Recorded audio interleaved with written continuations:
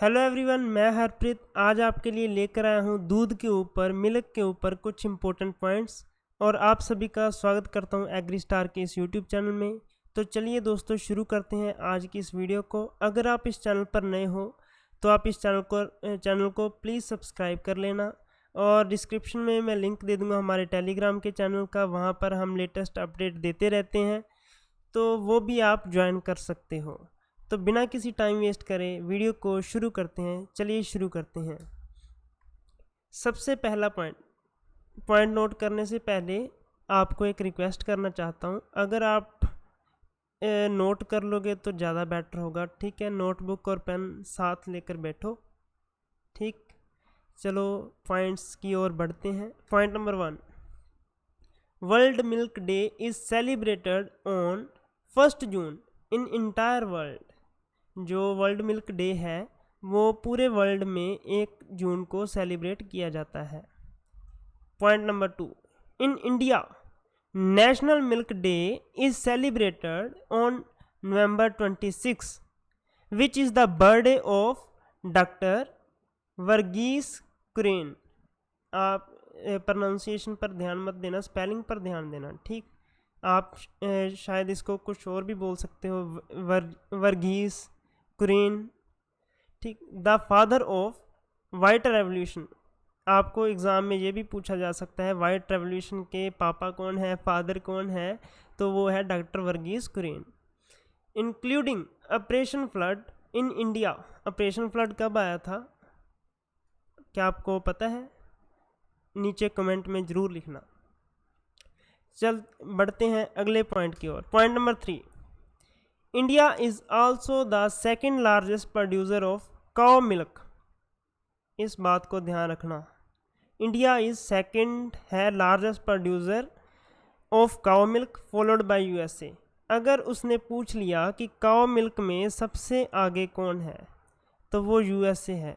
आप एक्साइटमेंट में वहाँ पर इंडिया मत लगा कराना, उसमें ऑप्शन इंडिया का भी होगा, यूएसए का भी होगा। आपने शुरू से पढ़ा है मिल्क का जो प्रोड्यूसर है वो इंडिया रैंक नंबर 1 पर है। तो अब आप पढ़ रहे हो काउ मिल्क के लिए, काउ मिल्क के लिए इंडिया नहीं, काउ मिल्क के लिए इंडिया सेकंड है और यूएसए फर्स्ट है। होप कि आपको ये फैक्ट अच्छा लगा होगा। इसी फैक्ट के लिए आप प्लीज़ लाइक कर दें, ठीक।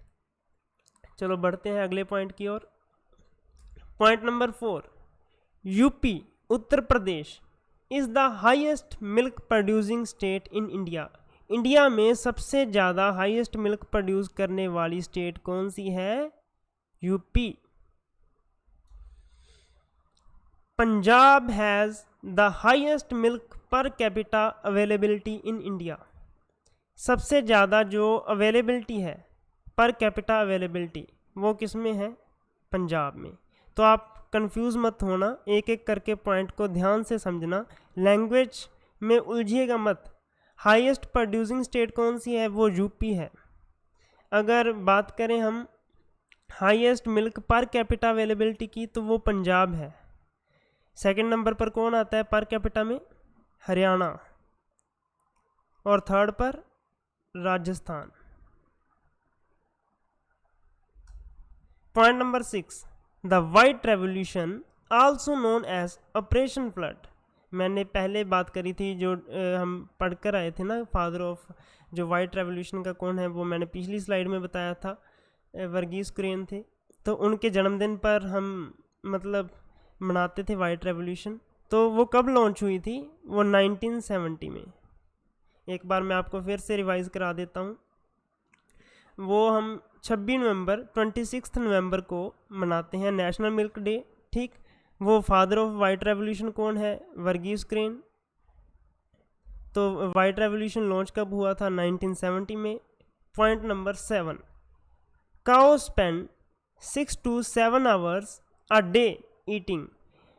6 से 7 घंटे वो ईटिंग में लगा देती है। एक दिन में जो काउ है वो 6 से 7 घंटे तक जो खाती रहती है। जैसे उसने 2 घंटे सुबह खा लिया या 3 घंटे सुबह खा लिया, 2 घंटे दोपहर को और 2 घंटे शाम को, ऐसे हो सकता है। या फिर 2 घंटे 2 घंटे और 3 घंटे, ऐसे करके 6 से 7 घंटे वो दिन में ईटिंग करती है। The average cow choose at least 50 times पर मिनट।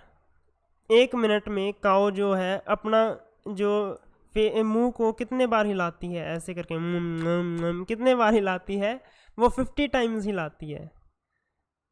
आपको मैं एग्जांपल इसलिए ऐसा दे रहा हूँ, मतलब क्योंकि आपके माइंड में ये चीज़ें कभी भूलती नहीं है, पढ़ा हुआ भूल जाता है बट ये चीज़ें नहीं कभी भूलती। इसलिए आप समझाने के मेथड पर मत फोकस कीजिए, आप याद करने के बस याद करने पे फोकस कीजिए। Point number 8, it takes a person 1 hours to milk 6 cows by hand. अगर एक बंदा है, अगर एक मैन है, वो 1 घंटे में कितने का दूध निकालेगा? वो 6 काउज का दूध निकाल सकता है।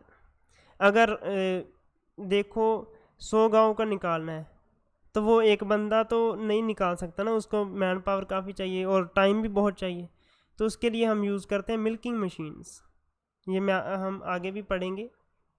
फ़िलहाल के लिए आप इतना याद कर लो कि 1 घंटे में 6 गाँव का दूध निकाला जा सकता है। Point number 9, lactose is used as coating and fibre material in जो फार्मा कल्चर इंडस्ट्री है, दवाइयों की जो इंडस्ट्री है, तो वहाँ पर जो दवाई के ऊपर, जो मेडिसिन के टैबलेट के ऊपर जो कोटिंग होती है, जब आप मुंह में दवाई अपने रखते हो तो वो इनिशियली तो कौड़ी नहीं ना होती, इनिशियली तो उसका टेस्ट मीठा लगता है ना।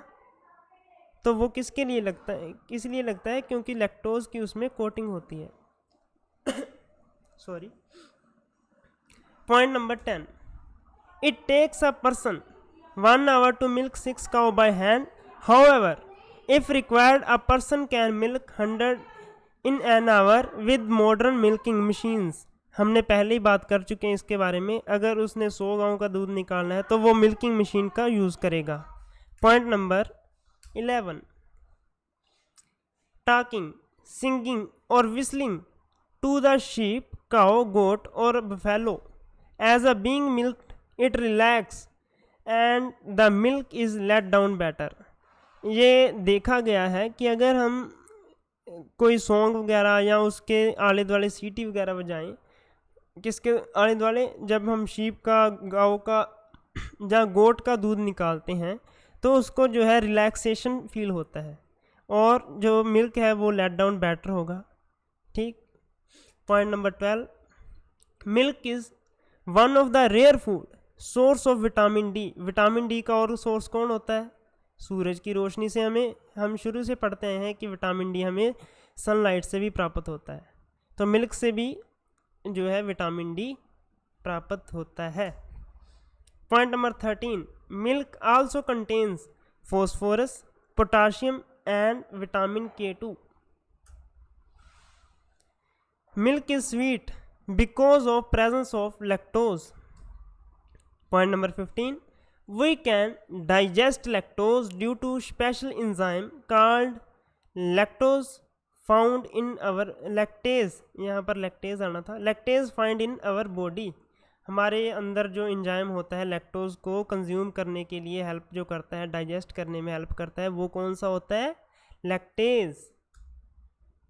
Point number 16, yellowing of milk is cow milk is due to beta carotene. ये तो सभी को पता है, ठीक, बहुत पुराना क्वेश्चन है ये।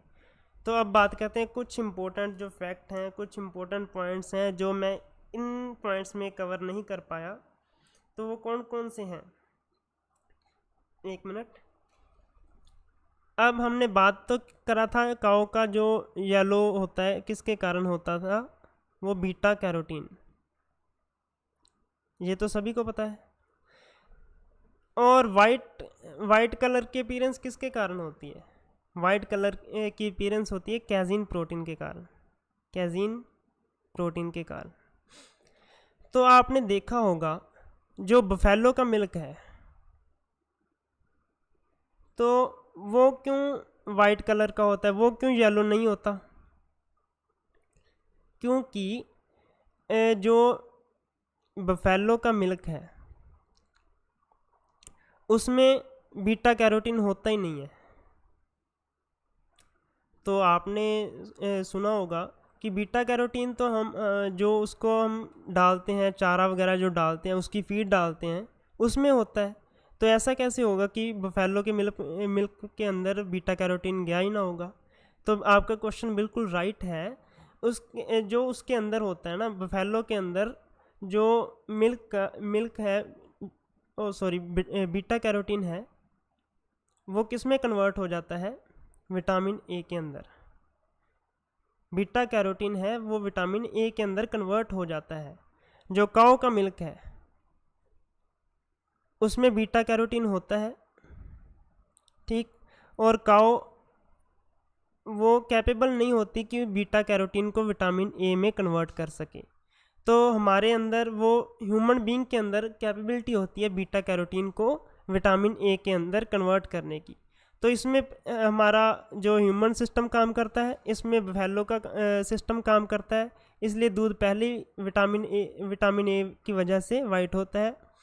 और इसमें जो है बफेलो के काऊ के मिल्क में विटामिन ए नहीं होता, बीटा कैरोटीन होता है, क्योंकि वो कैपेबल नहीं है। तो इसलिए वो येलोइश अपीयरेंस देता है। तो दूसरा मैं आपको बताना चाहता हूँ, वो क्या है? अगर आपको मिर्ची लग जाती है, तो आप अगर दूध पी लोगे, थोड़ा सा दूध, कच्चा दूध होता है ना जो बिना उबाले वाला, वो पी लोगे ठंडा वाला, तो वो आपको रिलैक्स देता है, मतलब वो मिर्ची को हटा देता है। तो ये थे आज के कुछ बफेलो के इम्पोर्टेंट पॉइंट्स। अगर वीडियो अच्छा लगा हो तो लाइक कर देना, चैनल को सब्सक्राइब भी कर देना। मिलते हैं अगली वीडियो में, तब तक के लिए जय Hind, Vande Mataram, God bless you all.